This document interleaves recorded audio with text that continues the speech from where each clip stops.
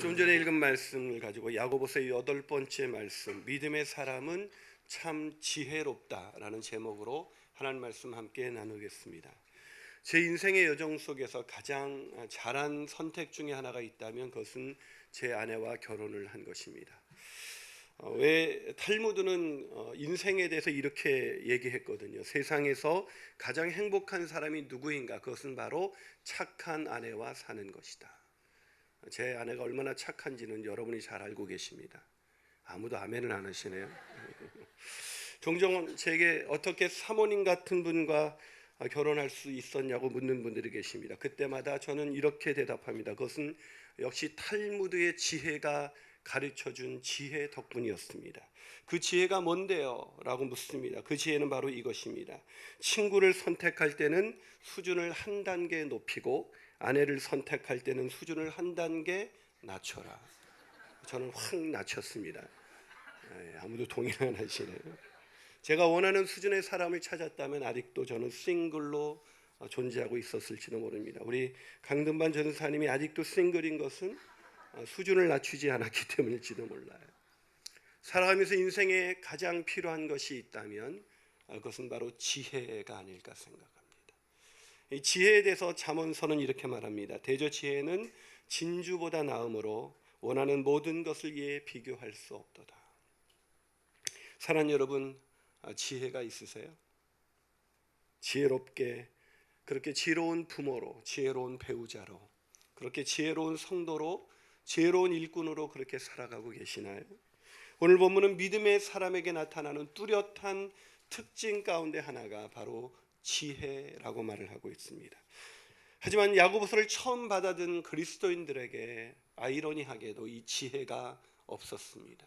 자, 오늘 보면 13절에서 야고보가 뭐라고 말하고 있는지 한번 읽어볼까요? 읽습니다. 시작.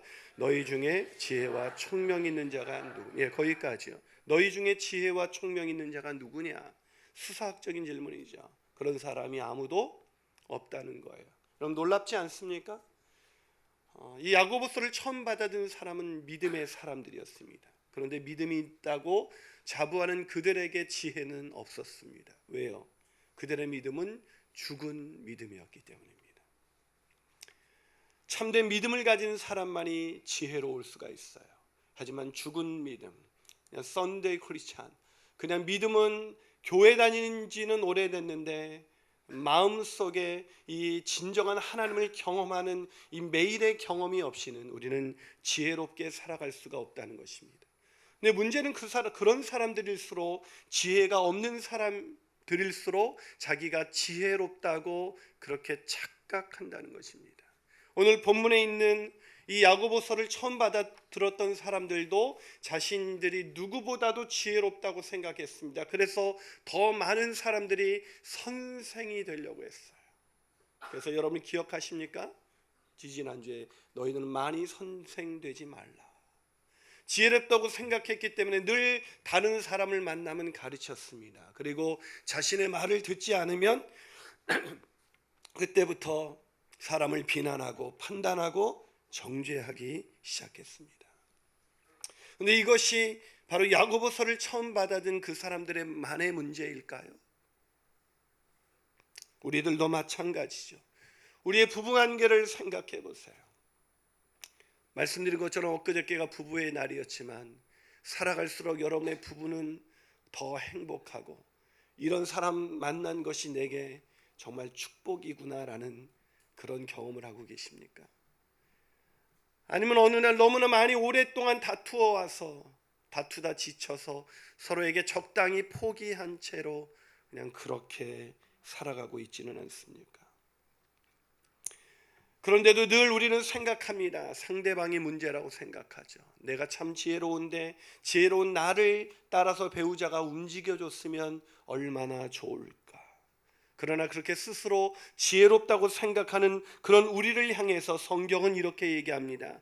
스스로 지혜롭다 하며 스스로 명철하다 하는 자들은 화 있을진저. 여러분, 우리가 정말 지혜로운 사람일까요? 지혜롭게 부부관계를 맡고 지혜롭게 자녀를 양육하며 지혜롭게 우리는 우리의 사회 일원으로 그렇게 살아가고 있는 것일까요? 어쩌면 야고보가 오늘날 우리에게도 온다면 동일한 질문을 던지진 않을까? 너희 중에 지혜로운 자가 정말 누구냐? 우리가 어떻게 지혜로운 인생 살아갈 수가 있을까요? 참된 지혜는 어떤 것일까요? 참된 지혜는 첫 번째로 화평의 열매를 맺게 하는 것입니다. 여러분, 지혜로운 사람, 그 사람이 진짜 지혜로운지 아니면 가짜 지혜인지 어떻게 알 수 있을까요? 그 지혜로운지 아닌지를 알 수 있는 가장 정확한 시금석은 그 사람의 인간관계를 보면 알 수가 있습니다. 그 사람의 인간관계의 열매, 그 사람이 말과 행동으로 인해서 아름다운 인간관계를 맺는 열매를 맺는다면 그 사람은 지혜로운 사람이에요. 그 사람이 지혜로운지 아닌지 어떻게 알 수 있냐고요? 부부관계를 보면 알아요.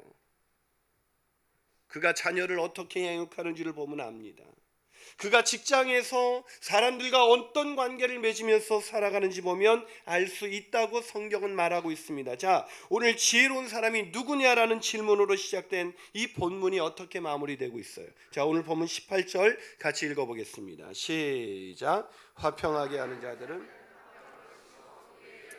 어떤 열매를 맺는다고요? 지혜로운 자들은 의의 열매. 여기서 의의 열매는 뭘까요? 화평으로 심어서 의의 열매를 맺는다. 무슨 얘기예요? 화평을 심었으면 무슨 열매가 맺어지겠어요? 화평의 열매. 지혜로운 사람은 누구와도 화평한 인간관계를 맺으며 살아간다는 것입니다. 다시 말해서 우리의 부부간에, 내가 부모와 자녀간에, 우리 일터에서, 아니 교회에서, 어떤 공동체에서든지 내가 다툼을 일으키고 누군가와 불편한 관계 속에 있다면 그 사람은 지혜로운 사람이 아니라는 거예요. 근데 많은 사람들은 지혜로운 사람 그러면 어떤 사람을 생각해요? 말을 잘하는 사람, 생각지도 못했던 얘기를 꺼내는 사람, 탁월한 통찰력을 가진 사람. 아니요, 정말 지혜로운 사람인지 아닌지는 그 사람의 인간관계를 보면 알 수가 있어요. 그런데 많은 사람들은 자기가 지혜롭다고 생각하면서 다툼을 일으킵니다. 대표적인 것이 부부관계죠. 부부간에 다툼이 있지는 않습니까? 부부간에 다투고 있다면 그 사람이 아무리 천사의 말을 하고 온갖 세상 지혜를 많이 갖고 있다 할지라도 그 사람은 지혜로운 사람이 아니에요. 야고보는 그런 지혜를, 그런데 그런 사람이 어떻게 생각해요? 자기는 지혜롭다고 생각해요. 근데 그런 지혜를 야고보는 이렇게 말합니다. 자, 본문 14절과 15절 읽습니다. 시작. 그러나 너희 마음속에 진리를 거슬러 거짓말하지 말라. 이러한 지혜는 위로부터 내려온 것이 아니요 땅 위의 것이요 정욕의 것이요 귀신의 것이라. 뭘 자랑하지 말라고요? 다툼을 일으키는 지혜를 자랑하지 말라는 거예요. 너의 지혜가 진짜 지혜가 아니기 때문에 그 지혜를 자랑하지 말라는 것입니다. 그 지혜는 땅에서 나온 지혜, 정욕에서 나온 지혜, 귀신에게 속한 지혜라는 것입니다. 자, 그렇다면 참된 지혜는 무엇일까요? 참된 지혜. 참된 지혜는 본문 17절입니다. 자, 본문 17절 읽어볼까요? 시작. 오직 위로부터 난 지혜는 첫째가 선결하고 다음에 화평하고 관용하고 양순하며 긍휼과 선한 열매가 가득하고 편견과 거짓이 없다. 자, 위로부터 난 지혜가 뭐라고요? 첫 번째가 성결이에요. 지혜로운 사람은 어떤 열매를 맺어요? 성결의 열매. 근데 이 첫째하고 둘째가 나오지 않아요. 무슨 뜻이에요? 여기서 첫째는 순서가 아니라 가장 중요한 우선순위입니다.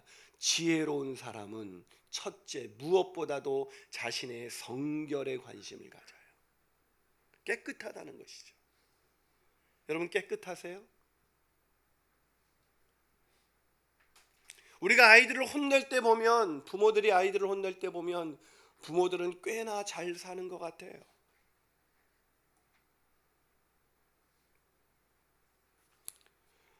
여러분, 성결이라는 것, 우리가 어떻게 성결할 수 있을까요? 훈련을 많이 받으면 성결할 수 있을까요?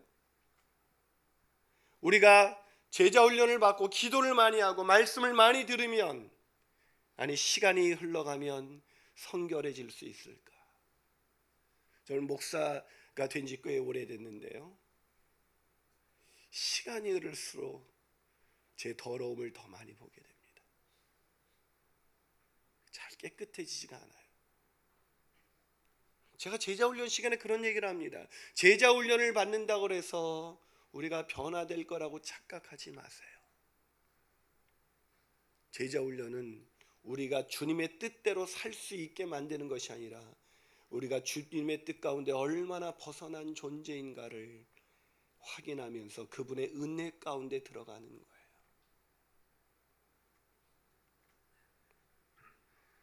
여러분, 우리가 어떻게 깨끗해질 수가 있을까요?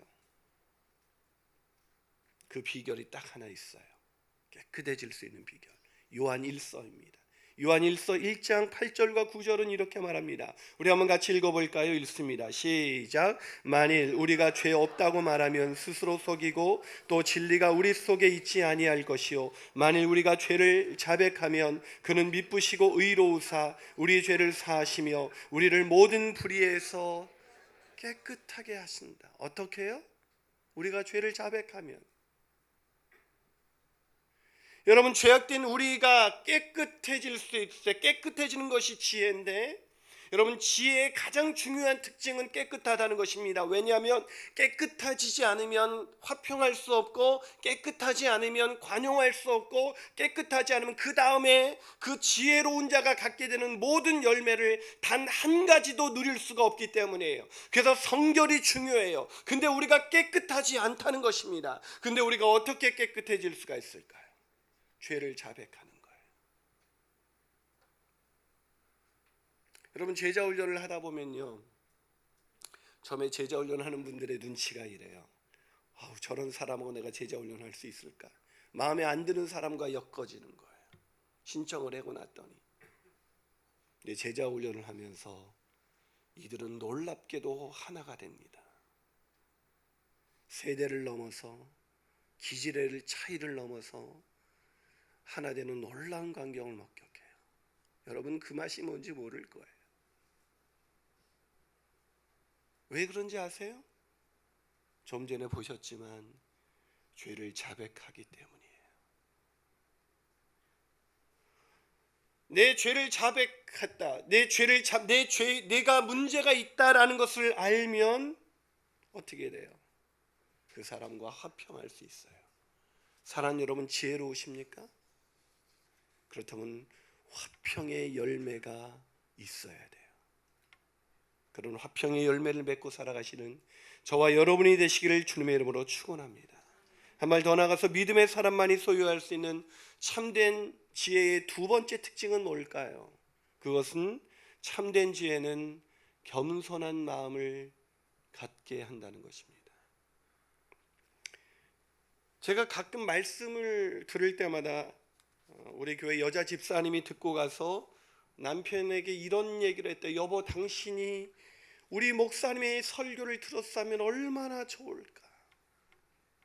저는 그런 아내의 목사가 되고 싶지 않아요. 여러분, 지혜는 말씀을 다른 사람에게 적용하는 사람을 가리켜서 그 지혜는 가장 어리석은 자라고 말합니다. 지혜는 자기 자신에게 말씀을 적용하는 것입니다. 근데 그게 잘 안 돼요. 왜 안 될 때일까요? 내가 스스로 지혜롭다고 생각하기 때문이에요. 나도 문제가 있지만 내 남편은 더 문제가 있어. 나도 문제가 있지만 내 아내는 더 문제가 있어 라고 생각하기 때문에 그 말씀을 들을 때에 그 말씀을 자기 자신에게 처절하게 적용하면서 주님, 제가 죄인입니다 라고 죄를 자백하기보다는 이 좋은 말씀을 누군가 들었으면 얼마나 좋을까 라는 생각을 하게 되는 것이죠. 왜 우리는 문제를 자기 자신이 아닌 남에게서 찾을까요? 겸손하지 않기 때문이에요. 남편이 문제고 아내가 문제죠. 부모가 문제입니다. 자식이 문제입니다. 목회자가 문제예요. 성도가 문제입니다. 여당이 문제고 야당이 문제입니다. 여러분, 바른 말 하는 사람이 화평을 누리는 걸 본 적이 있어요? 자기가 옳다고 막 의를 드러내는 사람이 화평을 이룬 것을 보신 적이 있습니까? 어쩌면 한국은 스스로 옳다고 여기는 사람들 천지 같아요. 왜 우리는 그렇게 생각할까요? 겸손하지 않기 때문입니다. 그런데 오늘 본문에서 이 야고보는 정말 지혜로운 사람은 겸손하다라고 말합니다. 자, 그 이유를 그것이 어디 있냐고요? 본문 13절입니다. 자, 13절을 한번 읽어봅니다. 시작. 너희 중에 지혜와 총명이 있는 자가 누구냐? 그는 선행으로 말미암아 지혜의 온유함으로 그 행함을 보일지니라. 누가 지혜로운 사람이냐? 너희들이 그렇게 많은 것을 알고 있어서 다른 사람을 가르치려 하고 그것이 안 되면 판단하고 정죄하고 시기하고 질투하고 자랑하면서 다툼을 일으키는데 누가 정말 지혜로운 사람이냐 하면서 야고보는 그 지혜로운 사람을 한마디로 요약합니다. 지혜의 온유함으로 행하는 사람. 근데 여기서 지혜는 온유하다는 거예요. 지혜로운 사람은. 근데 이 온유하다는 것을 NIV 성경을 찾아보니까 humility라는 단어를 사용하고 있습니다. 겸손이라는 단어를 쓰고 있어요. 무슨 얘기입니까? 지혜는 겸손하다는 것입니다. 정말 지혜로우세요? 누군가를 만났을 때 자기의 지혜를 말하기에 정신이 없는 사람은 정말 어리석은 사람이에요. 정말 지혜로운 사람은 듣습니다. 제가 막 어떤 회의를 하다 보면 항상 말을 많이 하는 사람 중에 하나가 바로 저예요. 그때 한번 어떤 성도님이 목사님 말이 너무 많으세요 그러더라고요. 근데 그 얘기를 듣는데 화가 났어요. 내가 지금 옳은 얘기를 하고 있는데 어리석게도 내 말을 듣지 못하다니 라고 생각한 것이죠. 근데 이제와 깨닫습니다. 제가 정말 어리석었습니다.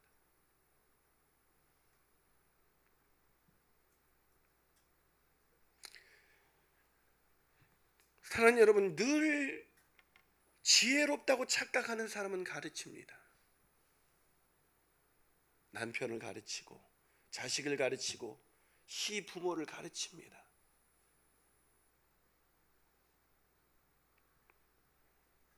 그러면서도 생각합니다. 난 지혜로워. 어떻게 우리가 겸손해질 수가 있을까요? 앤드류 머레이는 그의 책 겸손에서 이렇게 말합니다. 죄에 대한 인식이 우리를 겸손하게 만든다. 겸손을 떠는 게 아니에요. 제가 한 일이 뭐가 있습니까? 라고 자기를 그냥 낮추면서 속으로 기분 좋아하는 거, 그게 겸손이 아니에요. 우리가 어떻게 겸손해질 수 있을까요? 우리의 죄를 보게 될 때, 그 죄가 느껴져서 차마 누구에게 당신 이렇게 살아야 된다고 말할 수 없을 때, 사랑하는 여러분, 지혜로우세요? 질문을 바꿔보죠. 정말 겸손하십니까? 저는 저와 여러분이 정말 우리의 죄를 보게 됨으로 인해서 겸손케 되기를 주님의 이름으로 축원합니다. 마지막으로 믿음의 사람만이 소유할 수 있는 참된 지혜는 뭘까요? 참된 지혜는 하나님으로부터만 오는 거예요. 자신의 죄에 대한 철저한 인식, 그걸 깨달을 때 우리는 비로소 겸손해지고 다른 사람과 화평케 하는 지혜의 열매를 맺을 수가 있어요. 하지만 제일 어려운 게 그거예요. 제일 어려운 게 죄에 대한 철저한 인식입니다. 제가 어느 교회 집회를 갔어요. 여러분 모르시겠지만 꽤 저를 이렇게 부르기 어려운 강사 중에 한 사람입니다. 잘 안 가요. 안 가는 이유는 딱 하나예요. 목회하기도 바빠서요. 하도 안 갔더니 김인환 목사가 교만해졌다 그러더라고요. 개척하더니. 그래서 제가 말합니다. 제가 교만해진 게 아닙니다. 원래 교만했습니다. 근데 교회 가다 보면 저희 교회 얘기를 먼저 꺼내세요. 어떻게 상가교회에서 5년 만에 1000명의 성도가 모일 수가 있습니까? 그럼 저는 이렇게 대답합니다. 다 하나님의 은혜죠. 그리고 이어 그분이 물어요. 그래도 하나님의 은혜인 거 알겠는데 목사님 그거 대단한 일입니다. 그리고 슬슬 얘기를 꺼내기 시작해. 사실은요, 제가 이렇게 시작했어요. 한참 지 자랑을 늘어놓습니다. 그러고도 저는 이분도 교회를 보면 오래된 교회가 많거든요. 변화되지 않는 교회가 많아요. 그럼 이분도 제 지혜를 배우면 교회가 성장할 텐데, 그런 생각을 속으로 가져요.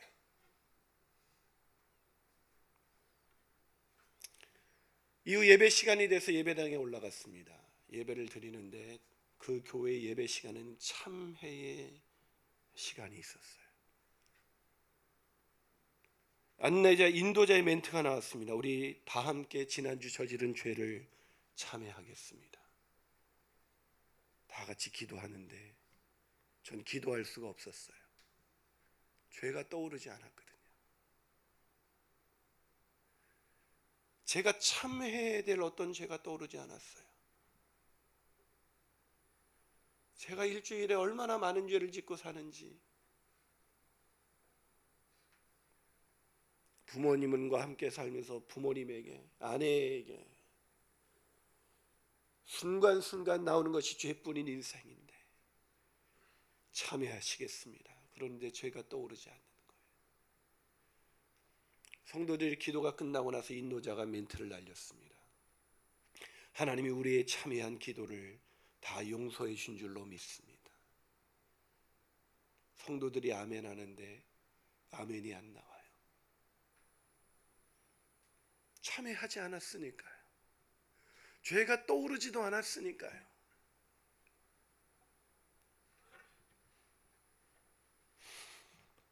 죄에 대해서 제가 그럼 죄를 일주일 동안 그날은 안 지었던 것일까? 아니요.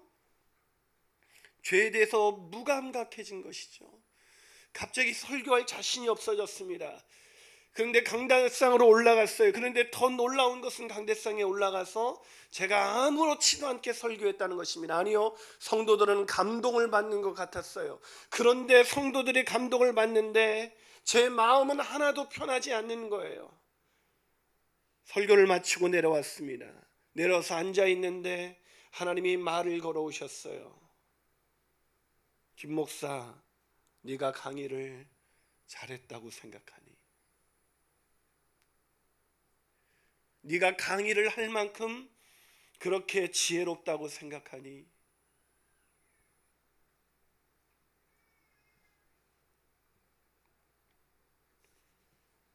순간 오늘의 말씀이 떠올랐습니다.